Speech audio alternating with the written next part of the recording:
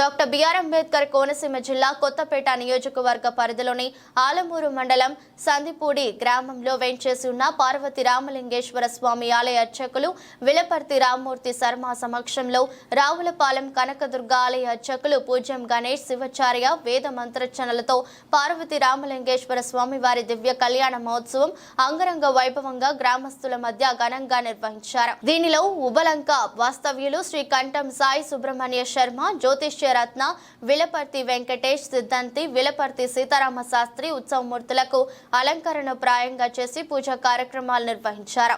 భక్తులతో ఆలయం అంతా శివనామ స్మరణతో మారం రోగిపోయింది.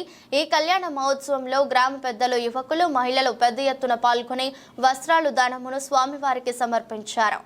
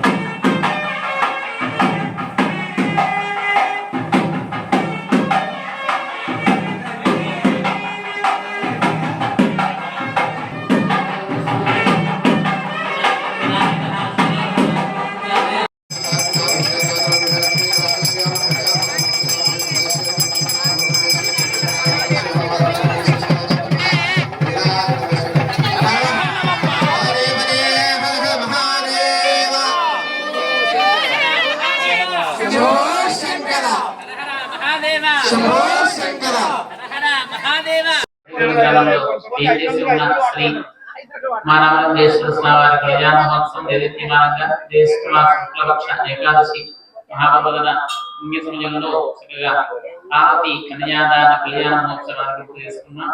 శివ కళ్యాణం, జగత్ కళ్యాణం. శివ అంటేనే మన యొక్క సమస్తమైన నభీసులో తీర్చుతారు స్వామి. మన శంకరుని ఎవరైతే అర్చన చేస్తారో, స్వామివారిని కళ్యాణ మహోత్సవంలో పాల్గొంటారో, అభిషేక పూజలు చేస్తారో, స్వామికి గోరాశంకర నామాంకితుడు. ఆయనకి సిమంత భక్తి చేసి చెంబుడు నీళ్ళతో వస్తేనే చాలా హరహర అంటూ మన యొక్క భీష్ములను తీర్చేటువంటి స్వామివారి కళ్యాణం ఈరోజు వైభవంగా దేదీప్యమానంగా భక్తుల యొక్క సమక్షంలో దేదీప్యమానంగా చేసుకున్నాం. ఈ కళ్యాణం ఎవరైతే చూస్తారో, ఎవరైతే పాల్గొంటారో, ఏ గ్రామంలో అయితే ఇట్లా శివ కళ్యాణం జరుగుతూ ఉంటుందో వారి జన్మ. అది జన్మలో ఒక్కసారైనా శివ కళ్యాణం చేసుకుంటే వారి యొక్క గతించినటువంటి ప్రజారానికి, పుట్టబోయేటువంటి తరానికి కూడా శివ కళ్యాణ మహోత్సవం ఉంటుంది.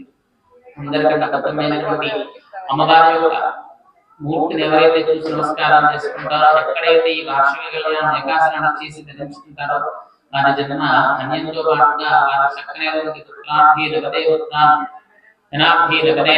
ఎవరో ఏ కోరికతో అయితే పుత్రులు కావాల్సిన పుత్రుల్ని, అలాగే ఐశ్వర్యం కావాల్సిన వాళ్ళకి ఐశ్వర్యాన్ని, ఏ కోరికతో అయితే మనం భగవంతుని ఆత్మతో నమస్కారం చేస్తామో ఆ భీష్ములన్నీ కూడా మన రామలింగేశ్వర స్వామికి రామ లింగేశ్వర అనేటువంటి నామంతో దేదీప్యమానమైనటువంటి ఎంతో వైశిష్ట్యమైనటువంటి చరిత్ర కలిగి దక్షిణ ముఖంగా శోభులతో ఎక్కడా లేని విధంగా మన గ్రామంలో దేదీప్యమానంగా ఆలయం వెలిసి చక్కగా స్వామివారి కళ్యాణం చేసుకునేటువంటి భాగ్యాన్ని మనందరికీ కూడా కలిగించాడు. కాబట్టి పరమేశ్వరికి మరొకసారి చేతులు జోడించి అనుగ్రహాన్ని కూడా కలగాలని కోరుకుంటూ కళ్యాణాన్ని పూర్తి చేసినట్టుగా స్వామివారి అనుగ్రహం కావాలని మనసారా కోరుకుంటున్నాం. శుభనామం.